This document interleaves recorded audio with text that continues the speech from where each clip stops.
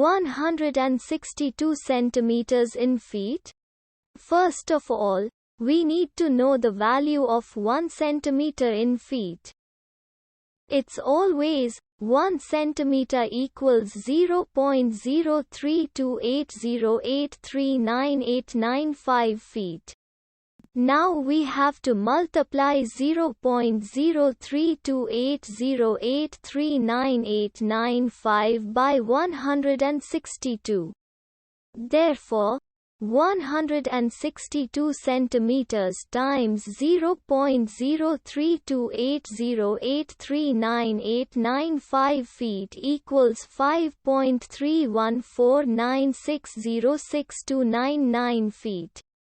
So, in other words, 162 centimeters equals 5.3149606299 feet. We hope you have enjoyed this video.